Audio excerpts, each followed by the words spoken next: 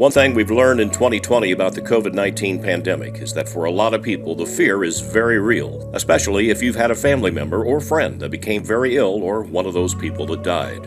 As a former broadcast journalism professor, I've become very fascinated at how the public's perception about the disease has been massively influenced by not only health professionals, but also the news media.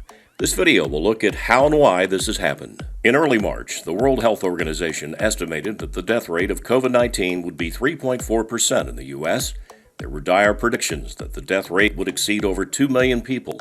Fortunately, those estimates so far have proven to be inaccurate. However, I believe it's been the news media that has driven most of the panic and fear about COVID-19. Again, some of the fear is warranted, perhaps. Besides my university teaching, I was also a media professional and saw firsthand how the media is consumed with ratings and many times putting forth, when they can, an agenda.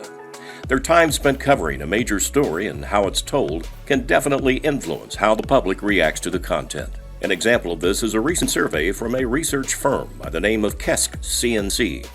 The survey found on August 5, 2020, that on average, the American people believe 9% of the population, around 30 million people, have died from COVID-19. Now, the disease could greatly worsen, and maybe the numbers will get close to that.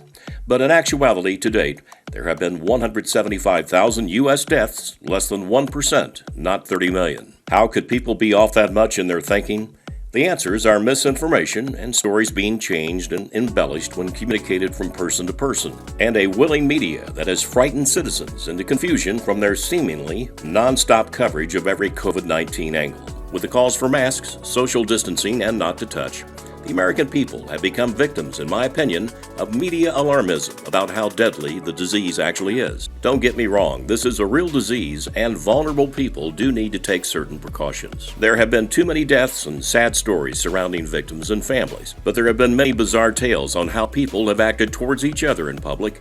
There's also the alarming number of people that continue to be too scared to go outside or into businesses. Why is the media wrapped so much into the COVID-19 virus when this has never been done for the flu, heart attacks, cancer, suicides, and other types of death? Much of the COVID coverage, I believe, was intended for ratings and politics. I believe the field of journalism has done damage to themselves with their COVID-19 coverage. The U.S. population has long been skeptical of the national media's fairness and honesty at times.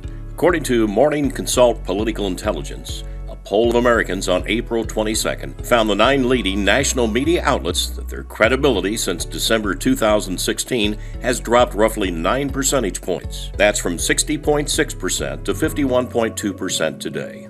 And it's Republicans that are bringing about this drop. They are 16 points less likely to view mainstream media outlets as credible. In 2016, 56% of Republicans said outlets such as NBC and National Public Radio were credible. In 2020, only 40% said the same. I might add that Democrats have turned away from conservative Fox News since the Trump presidency, falling from 45% to 33%. These polls are disappointing at an extremely sensitive time. U.S. residents across the country want and need accurate information on the coronavirus pandemic. A Gallup poll in March 2020 found 55% of the country disapproving of the news media's handling of the virus. A Pew survey at the same time found 54% of the public saying the news media was doing a good or excellent job responding to the outbreak. As with about everything, our nation is extremely divided, usually along political lines. Hopefully, both sides can calm the fear and hysteria of the pandemic through accurate and fair information. This is H.A. Graves.